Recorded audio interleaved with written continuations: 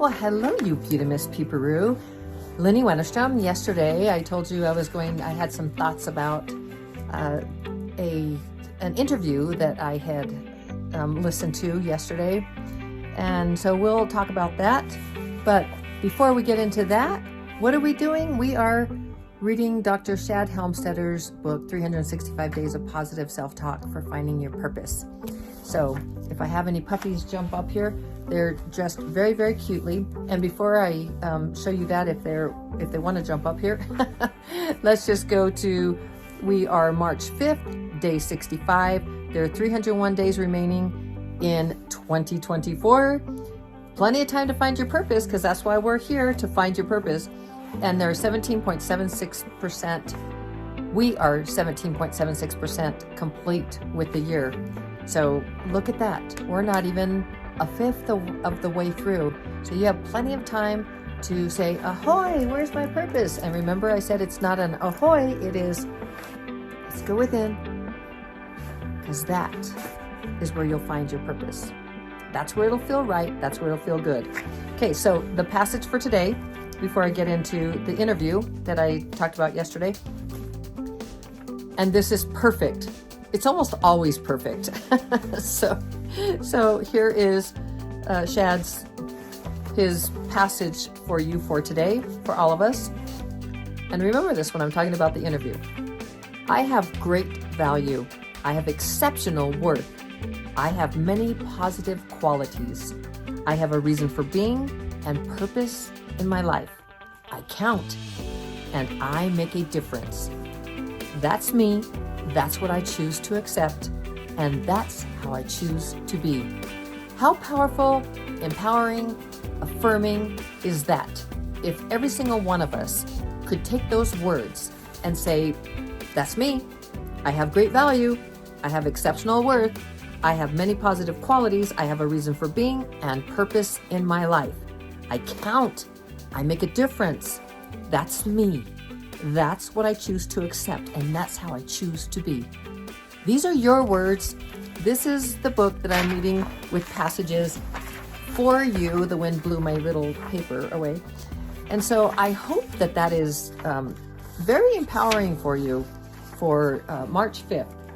And the puppies, I've got to keep an eye on them. So if I look over here or look over there, I'm not distracted from you. Well, I guess I am, because I'm looking for the puppies. So I guess I am a little distracted as I try my best to focus on you and everything for your time. I just need to make sure that they are okay.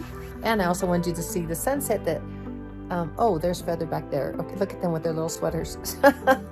Happy Beans. There's Happy Beans over there. Let's see if you can see her. She's got her little sweater on too. They're matching. The siblings, little sisters, they're matching.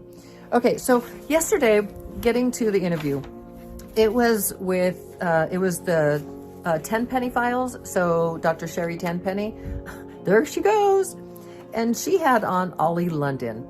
And I had never heard of Ollie London. I guess he is an internet sensation, and a lot of people know of him. I didn't know anything about him. I didn't know he had 32 surgeries for, let's see, his struggle with identity issues and extreme plastic surgeries has been well documented across the media for the last 5 years. So that's a lot. I'm not going to talk about the topic or the issue that he is an activist for or what he's doing. I want to take you to the passage that I just read today. And so this is just when I listened to this interview with Dr. Sherry Tenpenny interviewing Ollie London, all I could think of, it wasn't all I could think of, but what just was so humongerungus in my mind was, if the young people who are so even when I was growing up, and it doesn't matter when you're growing up, there is a lot of confusion as to who you are and what do you want to be when you grow up, and who are your friends and who are not your friends, and not feeling accepted in school, and all of these different things. And I just started thinking, with as much as the internet and all that scrolling, we talked about scrolling, you're scrolling and scrolling and not stopping for the things that really matter. It's trying to be entertained, looking for entertainment quickly. I got to see what Quédense por acá. We only speak Spanish in this house, in case you were wondering, or my daughter and myself and the puppies. So Ollie's book is Gender Madness, One Man's Devastating Struggle with Woke Ideology and His Battle to Protect Children.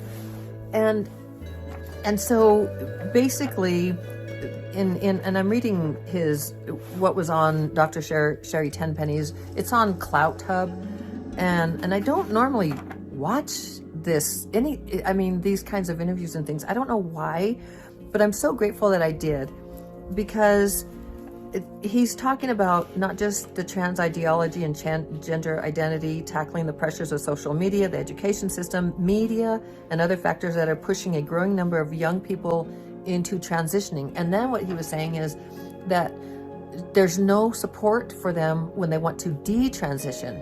And there's like, I don't know how many he said, 50,000 or like a humongous number of young people on a Reddit forum, because they regret doing it, and they don't have, now the medical industry doesn't support what Ollie found. What he was saying is he had no support. Once he wanted to detransition, when he didn't want to go there anymore, when he kept doing these surgeries, and he'd feel better for a while, and he liked the way he looked, and then in a couple of months it was like, I'm back to not feeling like good.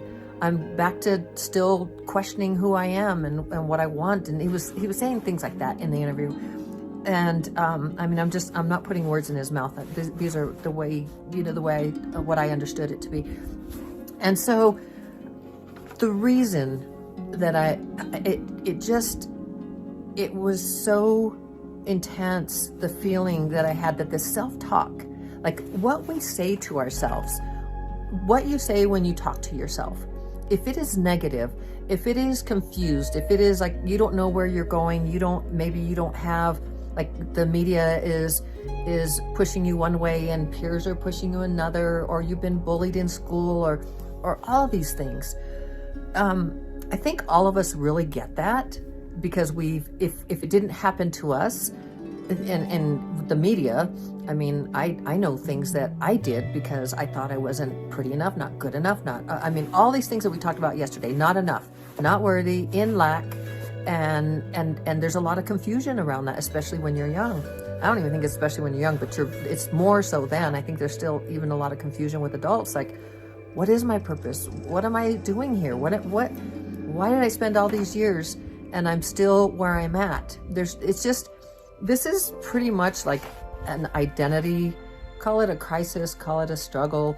It really is understanding that you are so much more than just the body. Like, this is your container. And what I teach in practical spirituality is there are the two legs. There's the spiritual journey, so your spiritual journey, and then the human experience. And I totally believe that we chose it all. Like, we came here and we chose it. So is it wrong? Well, then that's for you to decide. I say that if you chose it, then it's disempowering to say it's wrong. What's empowering is to say, okay, this is not where I want to be, and now I'm going to change it. How do you change it? The human experience, which is why I do what I do as part of the human experience, and that is your self-talk. And you telling yourself that you're awesome and amazing, and that self-talk, the language that Dr. Shad Helmstetter created, it's not like a gibberish language, like another, like Spanish or French. I say gibberish, but I mean something that maybe you won't understand. No, it's English, but it's very, very positive, and it helps you to live a quality life. There are phrases that are repeated 3 times. And you listen, and then another phrase, and literally it's teaching you how to have this quality life and to be a quality person. And it's telling you, like, it's not telling you what to believe, it's telling you you can do this rather than you can't. And if you understand the studies that over, 148,000 times by the time you are 18 years old, if you've grown up in a reasonably positive household, you have been told no and what you can't do and your limitations at least 148,000 times. And my mentor, Dr. Shad Helmstetter, says it's probably way more than that. Most people are quoting his number. And he had that number back in, I think, 82 when he wrote the book, of what you say when you talk to yourself. So, I mean, how many people are being told no now? You know, where is that number? The point is, even if you were told you can do it and you're amazing and you can do anything you put your mind to, how often are you told that in comparison or contrast to the things that you can't do and you shouldn't do, and you're limited because you're short, tall, young, too short, too tall, too young, you're a girl, you're a boy, you're a, you know, the limitations. And so how many times were you told all of those things as opposed to, you got it, you can do it? I mean, I remember my mom and my dad saying, you can do anything you want to. And then on the other hand, then I'd hear, you know, can't afford this, you know, and so there was limitation. So could we do anything? Could I do? There was, and it wasn't just in my family. You know, you're getting your teachers, your spiritual and religious leaders, and your peers, and you know, and just all of those things. The media, and just think about the media today. And you think about, like, when I was growing up, it was like, who wears short shorts? You know, the Nair for short shorts, and I've already mentioned this before, but I wanted Nair because I wanted to wear short shorts and I wanted to look cool like those three girlies sitting on the stairs. And they were teenagers and I was younger than that. I wanted Nair. And, oh, I think I'll come back.